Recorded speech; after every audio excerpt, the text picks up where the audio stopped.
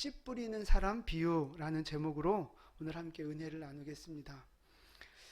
이 마태복음에는 전부 7개의 천국에 대한 비유의 말씀이 들어가 있습니다.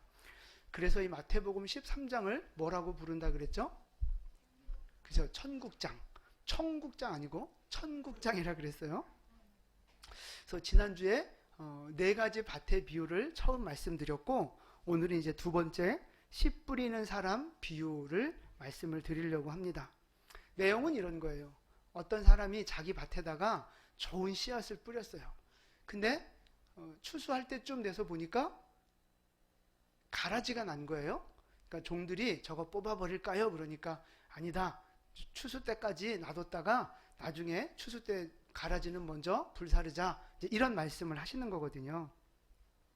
근데 여러분, 이 씨 뿌리는 사람이 밭에다가 무슨 곡식을 심었을까요? 곡식 이름이 오늘 안 나오거든요. 뭐를 심었을까요?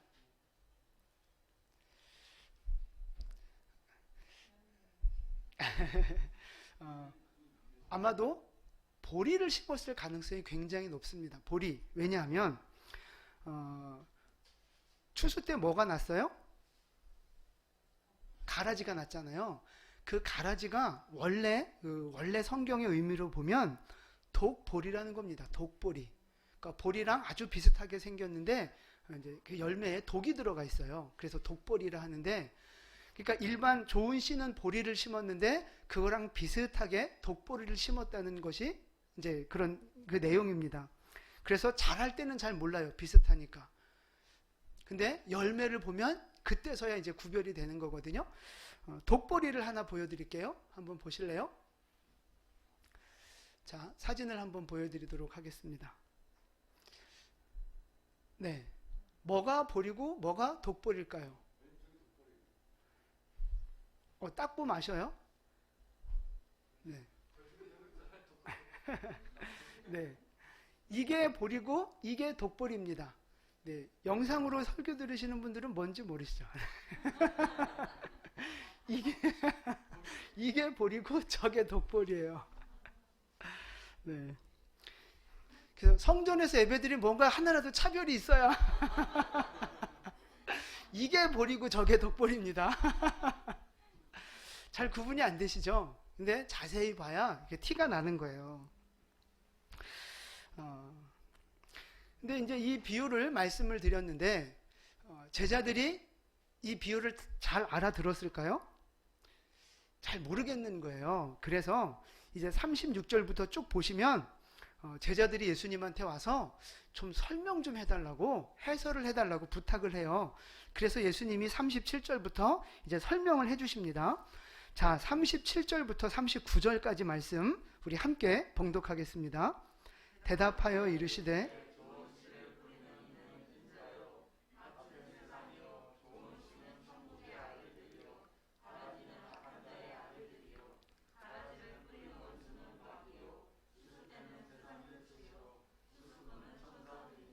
아멘.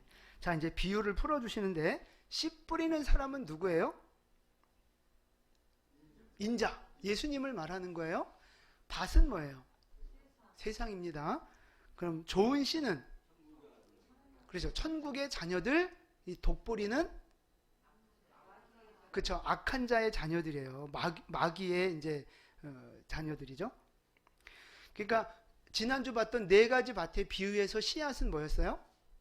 말씀이었어요. 말씀. 근데 오늘 씨앗의 비유는 사람입니다. 사람. 그런 좀 차이가 있어요. 자, 독보리를 뿌린 원수는 누굽니까? 마귀예요. 추수 때는 언제예요? 그렇죠. 세상 끝날, 마지막 심판의 날. 추수꾼은 천사들. 신천지라고 하면 안 돼요. 여기서 네, 추수꾼 신천지라면 안 돼요.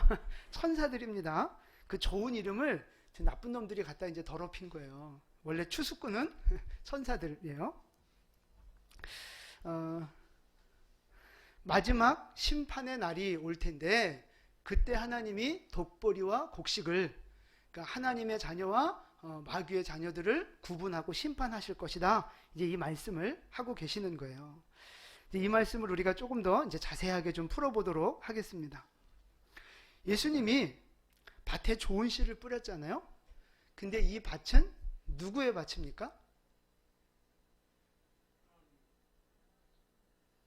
대충 찍지 마시고, 그쵸? 저는 성경에 있는 것만 질문해요. 24절 보세요. 천국은 좋은 씨를 제 밭에 뿌린 사람과 같다는 거예요. 누구 밭에? 자기 밭에, 자기 밭. 그러니까 예수님 밭에 예수님이 씨를 뿌린 거죠. 근데 이 밭이 뭐라고요? 세상이라고요. 그러니까 이 세상은 누구 밭이에요? 예수님 밭인 거예요. 이 세상은 하나님 거예요. 하나님 거. 하나님이 이 세상을 창조하셨으니 이 세상의 주인은 하나님입니다. 하나님의 것이니까 하나님이 이 세상을 경영하고 계시고 다스리고 계시고 하나님이 이 세상을 마지막에 심판하실 거라는 거죠. 그러니까 이 세상에 대한 주권, 소유권 누구한테 있는 거예요? 하나님께 있는 거예요. 하나님께. 이 세상은 하나님 겁니다. 우리가 그 공중 권세 잡은 마귀 막 이래서 이 세상을 마귀가 다스리는 줄 착각하는데 아니라고요. 이 세상은 하나님이 다스리고 계시는 하나님이 주인이세요. 그걸 잊지 마세요, 여러분. 이게 굉장히 좀 중요한 사실입니다. 보세요. 한 사람이 태어나서 자라고 늙고 죽는 거 하나님 손 안에 있습니다. 한 나라가 일어나고 다시 망하는 것도 하나님 손에 있는 거예요. 우리의 건강의 문제, 물질의 문제, 우리의 미래의 문제 다 마찬가지야. 지금 이제 우리 우한 폐렴, 이 코로나 때문에 지금 다들 힘드신데 이것도 다 마찬가지예요. 누구 손에 있어요? 다 하나님 손에 있는 거예요, 여러분. 이 믿음의 눈이 열려지셔야 돼요. 우리가 겪는 이 모든 고난이 하나님의 다스림 안에 있단 말이에요. 참새 한 마리 떨어지는 것도 하나님이 허락하셔야 떨어질 수 있는 거예요. 그러니까 우리 인생도 당연히 하나님 손에 있는 거죠. 그러니까 우한폐렴 바이러스가 혹시나 내 코에 들어오는 것도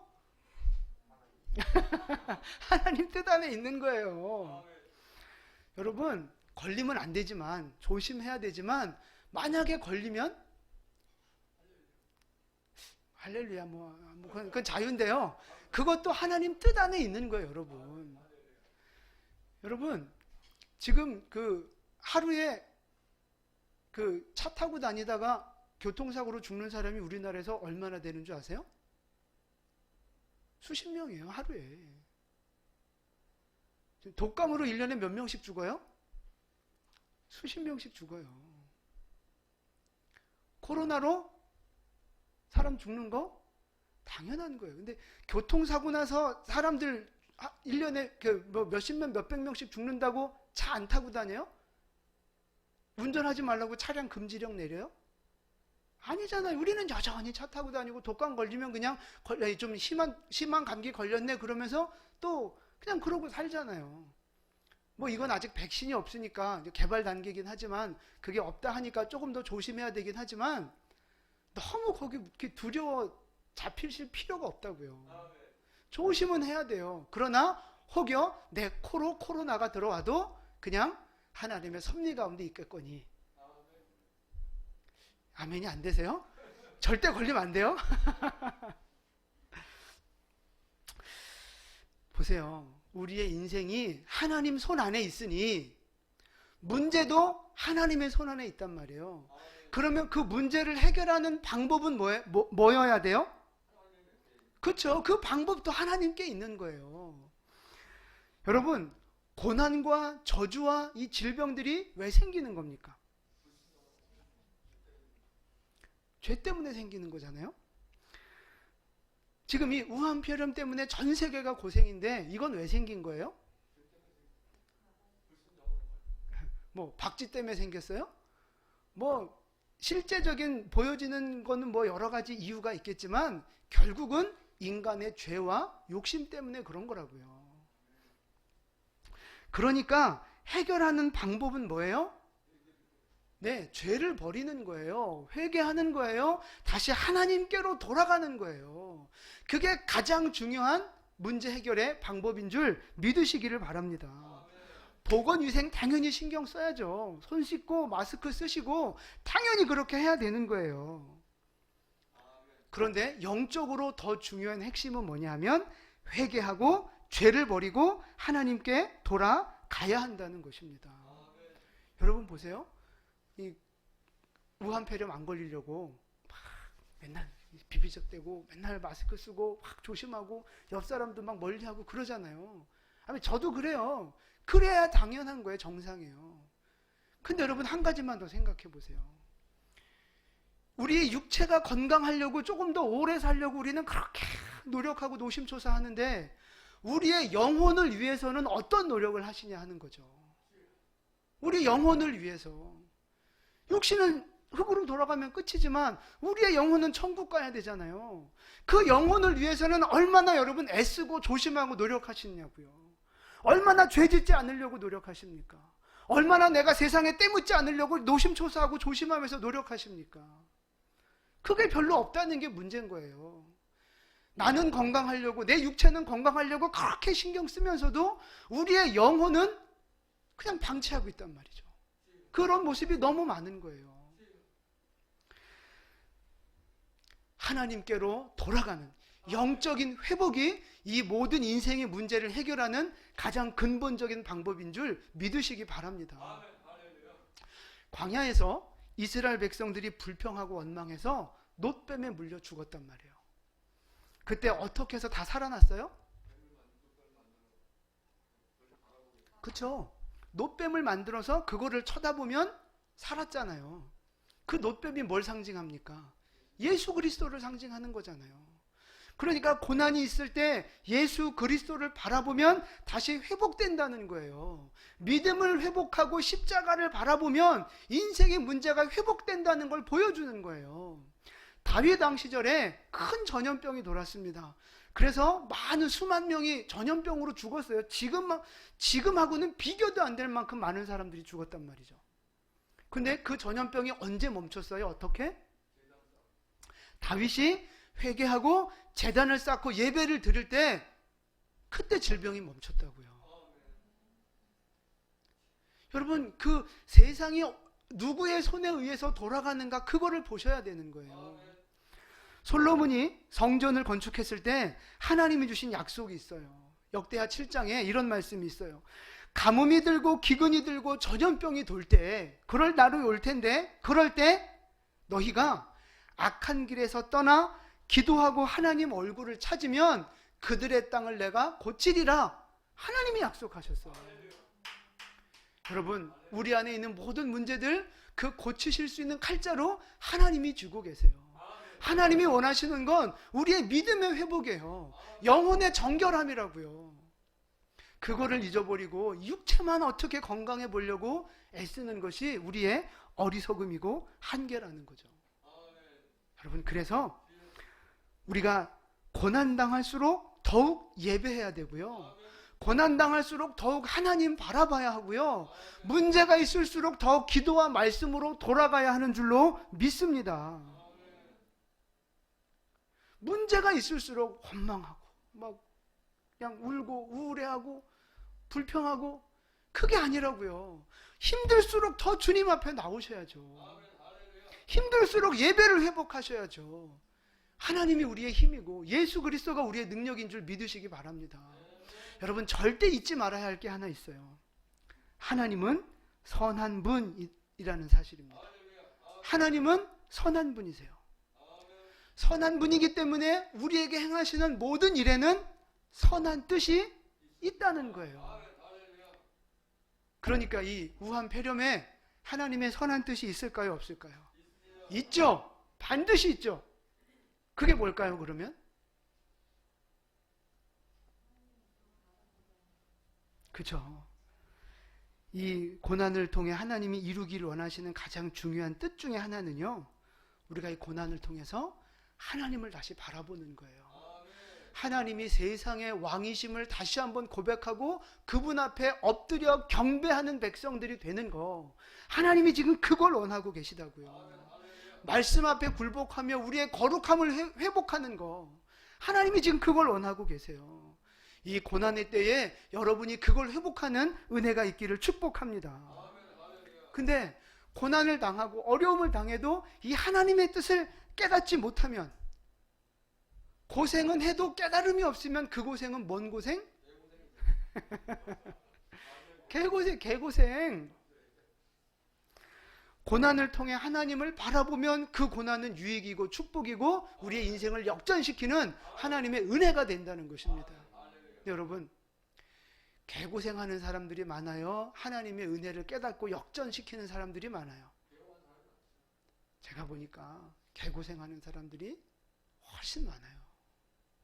아무리 고난당해도 하나님의 뜻이 뭔지를 묻지를 않아요. 찾지를 않아요. 자기를 돌이키지를 않아요. 그냥 어떻게 하면 이 문제 해결해 볼까, 그냥 거기에 매여 있지 하나님께로 돌아가지를 않는다고요. 여러분, 고난은 하나님이 우리를 부르시는 사인인 줄 믿으시기 바랍니다.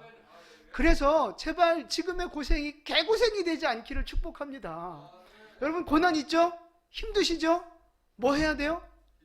다시 돌아가야 돼요. 하나님께 기도하시고 말씀으로 돌아가시고 예배하시고 찬양하시고 우리의 거룩함이 회복되는 은혜가 있기를 주님의 이름으로 축원을 드립니다. 저를 한번 따라서 해보세요. 고난이 유익입니다. 다시 한번, 고난이 유익입니다. 하나님께 돌아오면 회복됩니다. 할렐루야. 네, 그 은혜가 우리 모두에게 있기를 축복합니다.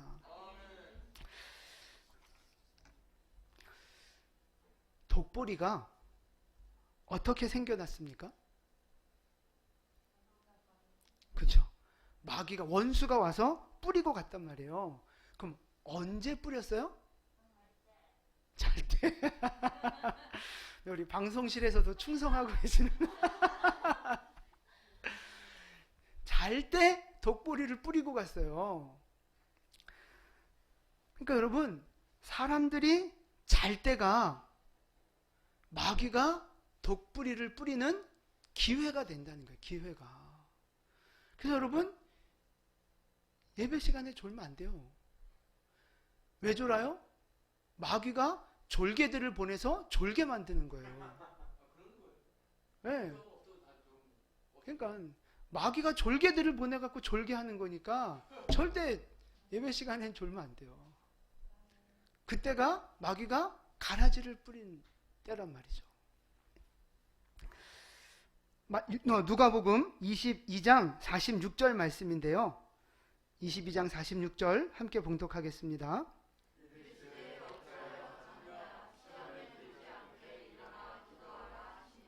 아멘. 왜 자느냐? 시험에 들지 않게 깨어 기도하라는 거예요. 그러니까 기도하지 않으면 시험 들고 기도하면 시험에 들지 않는다는 것입니다.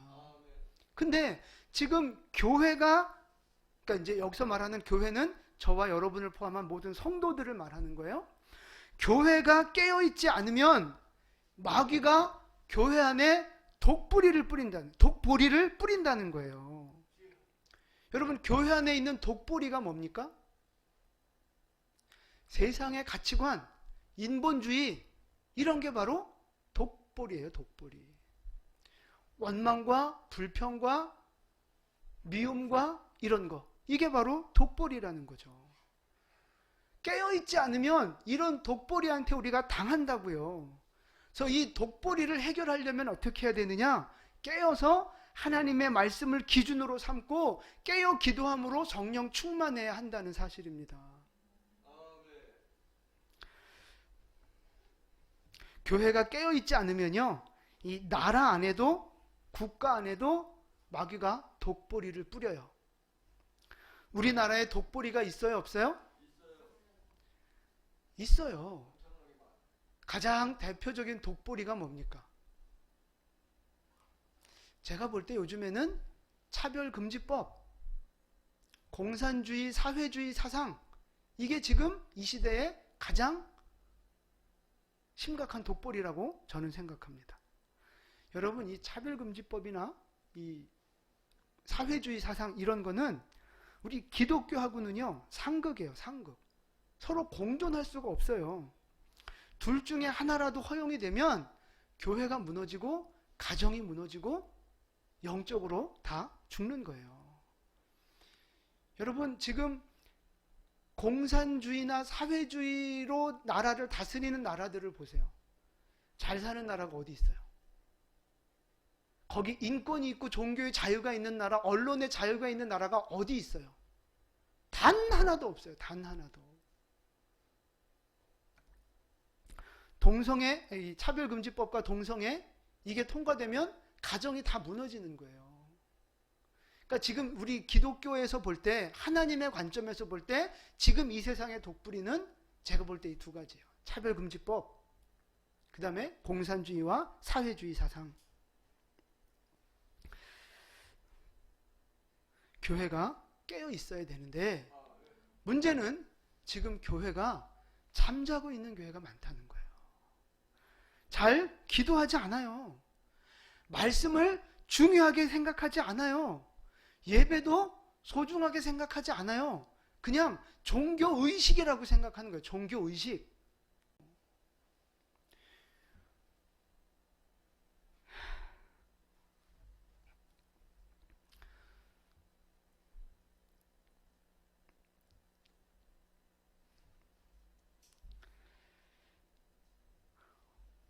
공장의 존재 목적이 뭡니까? 그 물건 만들어내는 거잖아요. 근데 조금 어려움이 있다고 공장 폐쇄해. 물건 만들지 마. 그럼 말이 돼요? 어떻게 하든지 최대한 물건은 만들고 정 안 되면 마지막엔 닫아도 최대한 물건을 생산해야 그게 공장의 존재가치 아니겠어요? 교회의 존재가치는 뭐라고요? 예배라고요. 그런데 어쩜 그렇게 쉽게 함부로 예배를 하지 마라. 그래서 교회가 깨어있지 않으면 독벌이 때문에 다 죽는 거예요. 교회가 깨어있어야 돼요. 교회가 깨어나야, 교회가 기도해야 성도도 살고 나라도 살고 가정도 살고 우리의 자녀들도 사는 거예요. 그래서 교회가 이 땅의 희망인 줄 믿으시기 바랍니다. 그런 찬양이 있잖아요. 우리 교회는 이 땅의 희망, 교회되게, 너무 높게 잡아가지고 예배를 예배되게 우리를 사용하소서. 우리 교회가 이 땅의 희망입니다. 교회가 이 땅의 생명이에요. 교회가 무너지면 인권도 뭐 축복도 다 무너지는 거예요. 마귀도 그걸 아는 거예요. 마귀도. 그러니까 틈만 나면 독보리들을 뿌리는 거죠. 교회를 무너뜨리려고. 어떻게 교회가 첫 번째 공격 대상이 되냐고요. 교회가 깨어 있어야 합니다. 우리 모두가 깨어 있어야 합니다. 그러면 우리는 이겨낼 수 있습니다. 하나님이 반드시 승리하게 하실 겁니다. 아멘. 우리 개인의 마음도 사실은 마찬가지예요. 우리가 개인적으로 깨어있지 않으면 우리 마음속에 독보리를 뿌린다고요. 마귀가. 부정적인 생각, 불안한 마음, 낙심되는 마음, 의심들, 이게 지금 다 독보리예요. 우리 마음속에 있는 독보리들. 그래서 여러분, 특별히 그 부정적이고 그런 막 누구 비방하고 막 이런 말 하는 사람들 누가 좋아하는 줄 아세요? 마귀가, 그 이단, 사이비 이런 것들이 좋아해요. 그래서 교회에서 그런 사람들을 너무너무 좋아하는 거죠. 그런 사람들을 이용하고 활용해서 교회를 무너뜨리는 거예요. 여러분, 그냥 말씀드리면 절대 교회 밖에서 하는 성경 공부는 안 하셔야 됩니다. 걔네가 그러거든요. 절대 얘기하지 말라고, 교회. 여러분, 그럼 절대 얘기하셔야 돼요. 절대 비밀이라 그러면 절대로 보고하셔야 돼요. 그게 여러분이 보호받고 사는 길입니다. 다 영적인 사기꾼들이에요. 여러분, 거기 넘어가지 마시고 교회 안에서만 이렇게 훈련 받으시는 거, 그게 참 좋습니다. 꼭 어디 가서 이렇게 좋은 게 있어서 훈련 받고 싶으면 저한테 다 인실짓고 하고 다 자료 보여주시고 담임 목회자가 허락하면 그때 가는 거예요. 그건 안전하죠. 근데 절대 얘기하지 말랬다고. 천기누설하면 안 된다고. 교회에도 비밀로 하면 절대 안 되는 거예요. 깨어있지 않으면 나도 모르게 마귀한테 당하는 거예요. 군대 가면 큰 글씨로 이런 글씨가 써져 있어요. 졸면 죽는다. 졸면 죽는다. 영적으로도 마찬가지예요. 졸면 죽어요. 마귀 밥이 되는 거예요. 그래서 항상 깨어 있어야 하고 항상 기도와 말씀으로 우리가 깨어 있어야 죄를 이기고 승리할 수 있게 되는 것입니다. 여러분 한번 가만히 생각해 보세요. 나는 좀 시험에 자주 드는 사람 같다. 시험에 좀 자주 드는 편이다. 이런 분들. 나는 좀 불평이 많은 편에 속한다. 이런 분들. 나는 말씀이 잘 안 들린다. 이런 분들. 한번 생각해 보세요. 하루에 기도하고 말씀 읽고 하나님 앞에서 보내는 시간이 얼마나 되십니까? 삶 속에서 기도하고 찬양하고 하나님을 바라보는 시간이 얼마나 되십니까?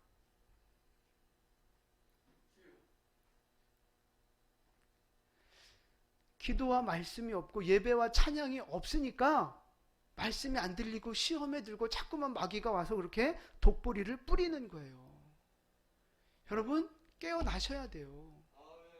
뭐 드라마도 보고 뭐 영화도 보고 뭐 이것도 저것도 하기는 해야죠. 할 건 해야죠. 어느 정도.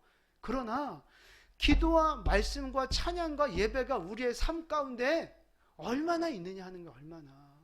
그게 회복되어져야 우리가 독보리를 예방하고 그게 있어도 이겨내고 승리할 수 있는 거예요. 여러분 잠자고 있지 않습니까? 잠자고 있는 영혼에게 하나님이 하시는 말씀이 있어요. 에베소서 5장 14절 말씀인데요. 우리 함께 봉독하겠습니다. 그러므로 이르시기를 잠자는 자여 깨어서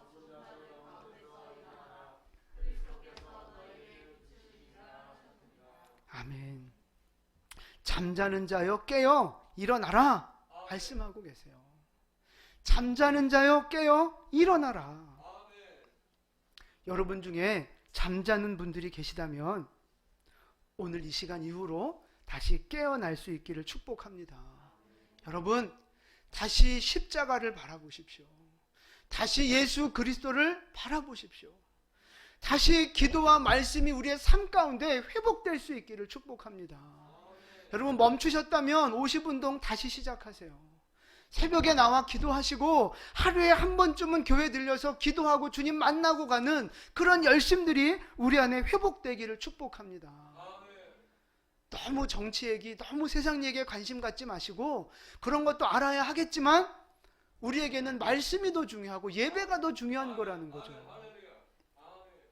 깨어나는 여러분 되시기를 축복합니다.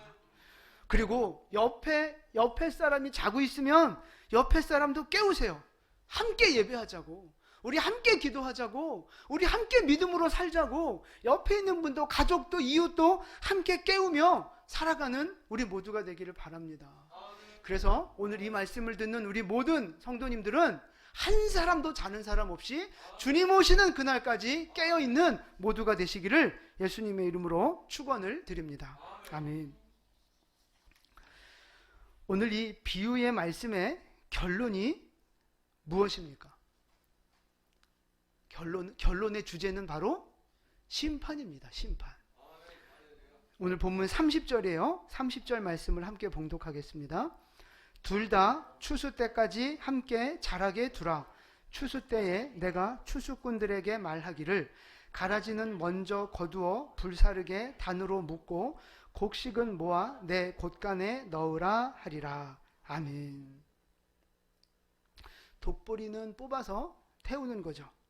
곡식은 이제 천국 가는 천국에 가게 되는데 결국 마지막에는 심판이 있고 종말이 있다는 이야기를 하시는 거예요.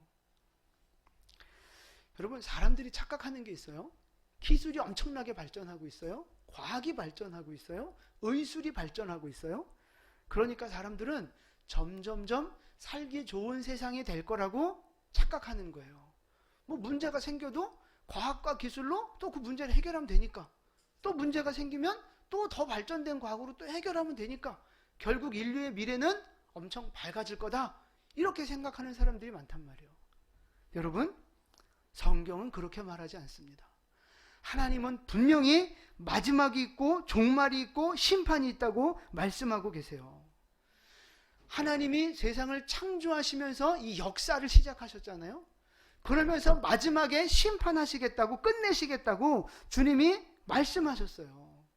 여러분, 종말은 반드시 오게 될 것입니다. 그 종말의 때가 언제예요? 몰라요? 아직도 언제 예수님 오시는지 모르세요?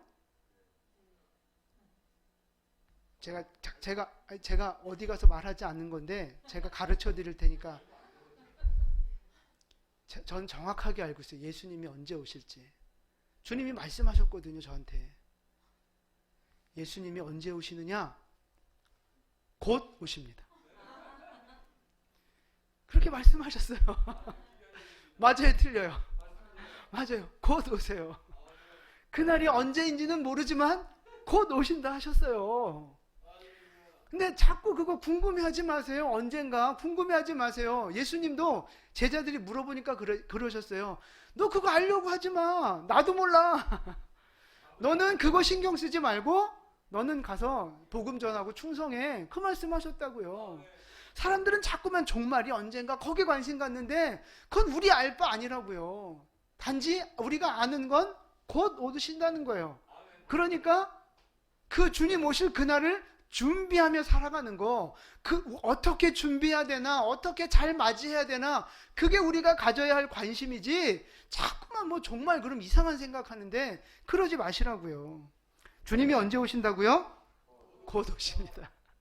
그래서 지금이 마지막 시대라고 하는 거예요. 마지막 시대. 뭐 늘 마지막 시대 뭐 2000년 전부터 종말이라 했으니까 사람들이 잘 안 믿으려고 그러는데 진짜 마지막이 가까이 왔어요. 그래서 이 마지막 때에는요, 여러분 진짜 신앙생활 잘 하셔야 됩니다. 그러니까 예수를 제대로 믿으셔야 돼요. 종교생활 하지 마시고요, 예수를 제대로 올바로 믿는 여러분 되시기를 축복합니다. 이 마지막 심판이 있을 텐데 그때 제대로 믿지 않으면 다 나가리 된다고요. 나가리? 가라지? 네, 가라지. 보세요. 마지막 심판의 때가 반드시 있는데 그때 누가 심판받고 불태워지는 거예요? 그죠? 독보리가 불에 태워지는 심판을 받는 거예요. 그럼 독보리는 누구고 알곡은 누구예요? 큰 그림에서 보면 독보리는 누구냐? 예수 믿지 않는 사람들. 다시 말해서 죄를 용서받지 못한 죄인들이 심판받는 거예요. 네, 알곡은 누구예요? 예수 믿는 사람들. 교회 다니는 사람이 아니에요. 예수 믿는 사람들. 죄인이지만 십자가의 은혜로 죄를 용서받은 죄인. 그게 바로 우리잖아요. 그 예수 믿는 사람들이 구원 받는다는 거예요. 큰 그림에서 보면 그렇습니다. 그런데 예수님이 독보리에 대해서 조금 더 자세하게 말씀하셨어요. 마태복음 13장 41절, 오늘 41절 말씀 함께 봉독하겠습니다. 인자가 그 천사들을 보내리니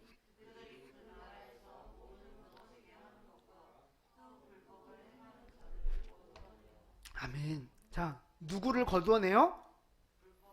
그쵸. 넘어지게 하는 자들과 불법을 행하는 자들을 거두어 내신다는 거예요. 그게 바로 독보리라는 거예요.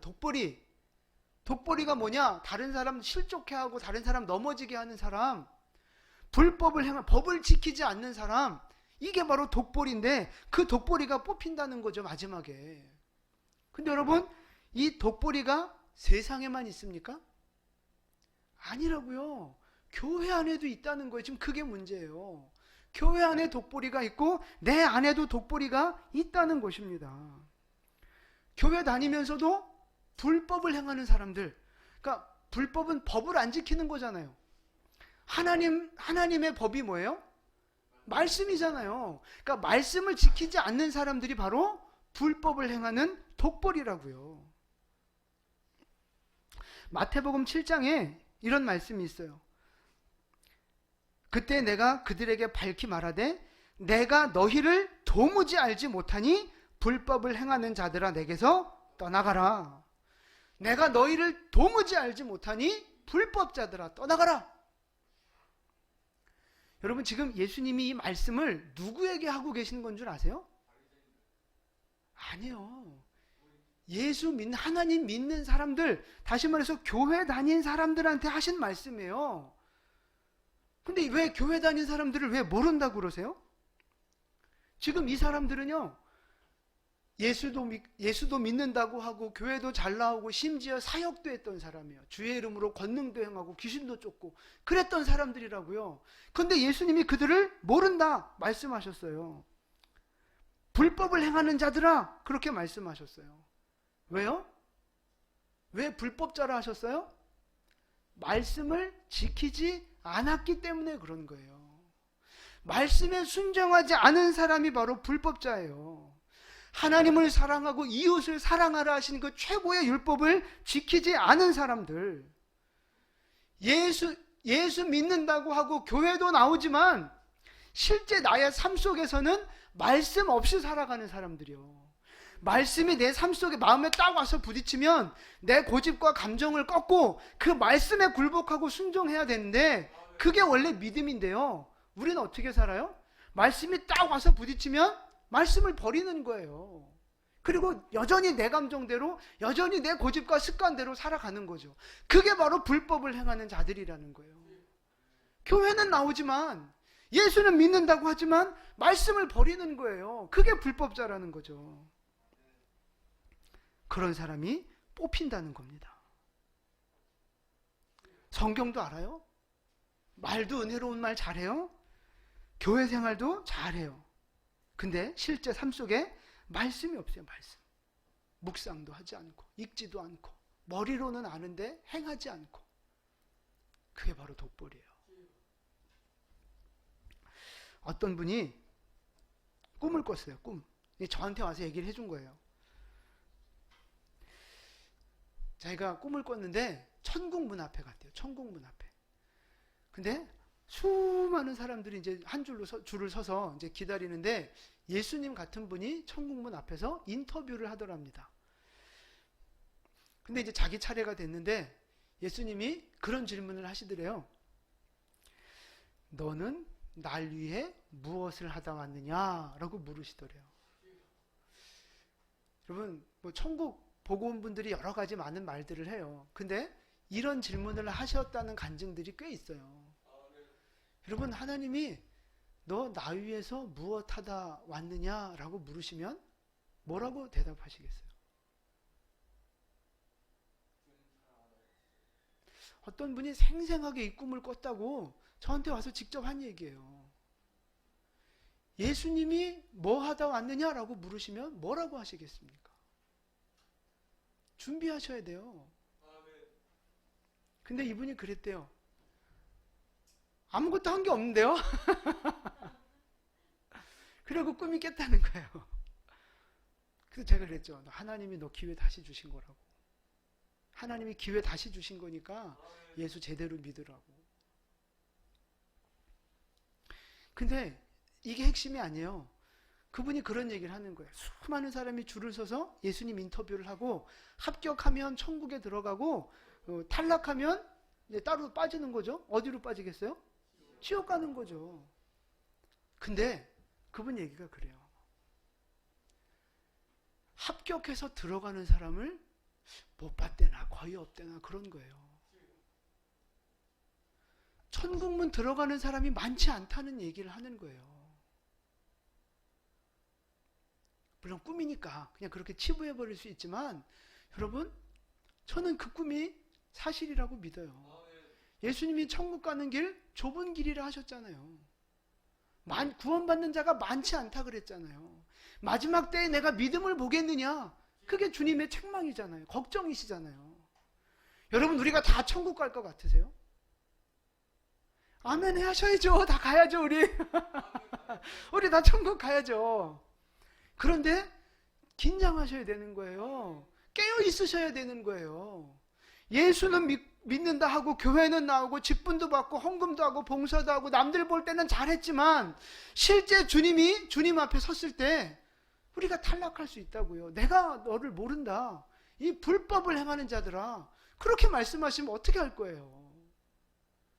그때는 돌이킬 수 없잖아요. 그때는. 여러분, 지금 살아있을 때가 지금 기회예요. 지금 이 말씀을 듣고 있는 지금의 여러분에게 기회라고요. 마지막 때에 여러분 독보리처럼 살지 마시고 예수 제대로 올바로 믿는 여러분 되시기를 주님의 이름으로 축원을 드립니다. 예수 올바로 믿으세요.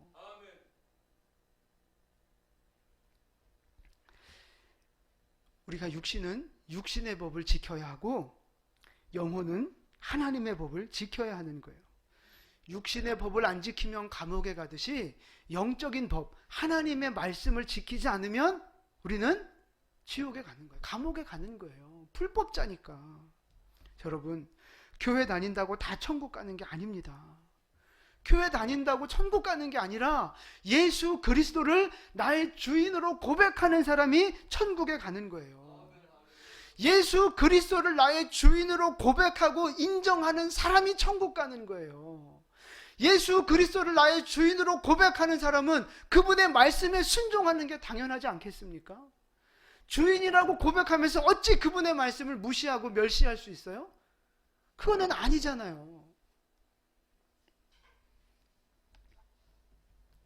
여러분, 독보리로 살고 계십니까? 알곡으로 살고 계십니까? 여러분은 교회 다니는 사람입니까? 예수 믿는 사람입니까? 여러분은 말씀을 아는 사람입니까? 말씀에 순종하는 사람입니까? 마지막 때에 우리의 믿음을 다시 한번 점검하셔야 된다고요. 부디 부탁드리기는 다른 사람을 실족하게 하는 인생이 아니라 일으켜 세워주고 섬겨주고 용서하고 사랑을 베푸는 우리 모두가 되시기를 축복합니다. 말씀을 무시하는 불법자로 살지 마시고 말씀을 지키고 순종하는 하나님의 거룩한 자녀로 살아가시기를 주님의 이름으로 축원을 드립니다. 다시 한번 말씀드립니다. 지금 우리는 마지막 때를 살아가고 있어요. 마귀가 더 이상 우리 안에 독보리를 뿌리지 못하도록 여러분 깨어있기를 축복합니다.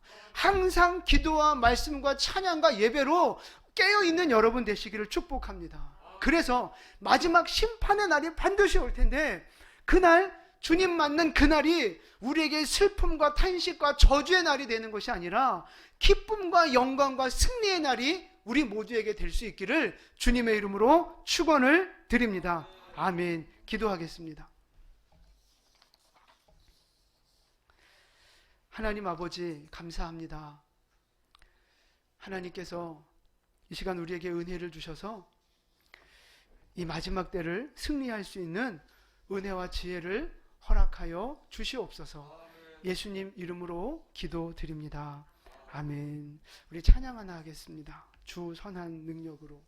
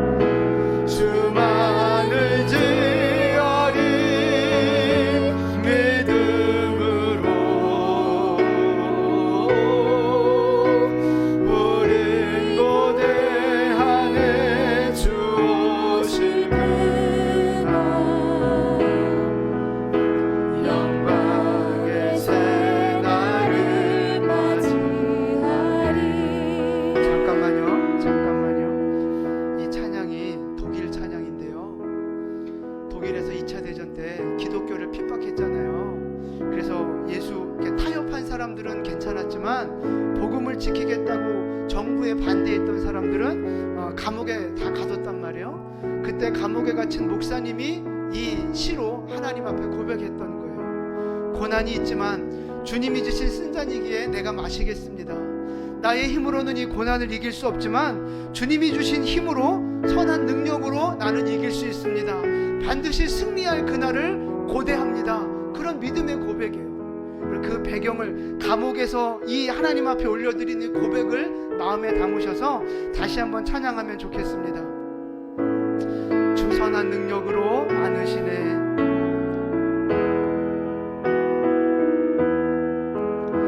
주 선한 능력으로 안으시네.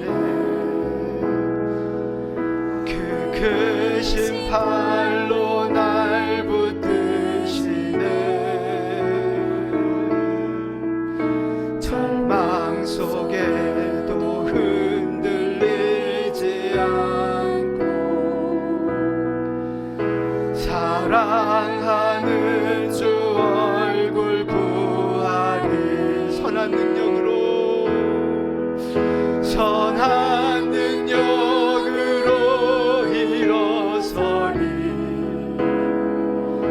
주만을 지어리. 믿음으로 우리 고대 안에 주 오실 그날 영광의 새날을 맞이하리. 이전의 괴로움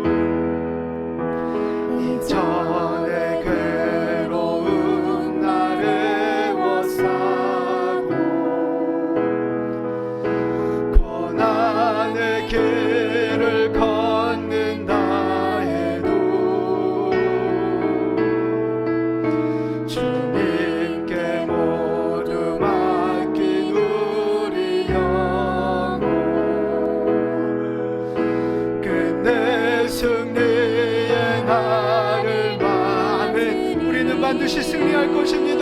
선한 능력으로 선한 능력으로 일어서리. 주만을 지어리. 믿음으로 우리 고대 안에 주 오실 그날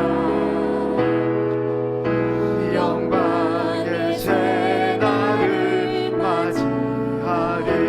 주님이 마신 고난의 순잔을 주님이 마신 고난의 쓴잔을 우리도 감사하며 받으리. 주님의 남 고난 채워가며 예수와 복음 위에 살리라. 선한 능력으로 일어서리. 주만을 지어리. 믿음으로 우린 고대 안에 주 오실 그날 영광의 새날을 3절입니다. 주님이 마신 고난의 쓴잔을 주님이 마신 고난의 쓴잔을 우리도 감사하며 받으리. 주님의 남은 고난 채워가며 예수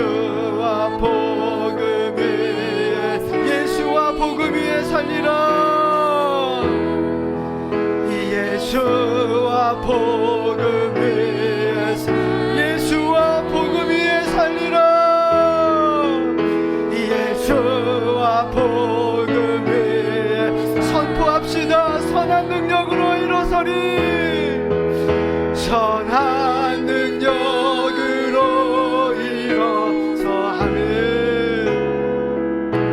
주만을 지하리. 믿음으로 우린 고대하는 주 오실 그날 영광의 새날을 맞이하리. 선한 능력으로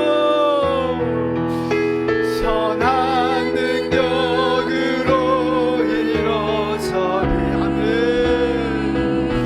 주만을 지하리. 믿음으로 우리 고대하는 주 오실 그날 영광의 새날을 영광의 새날을 맞이하리. 영광의 새날을 승리의 새날을 맞이하리. 승리의 새날을 맞이할 우리 시간 함께 기도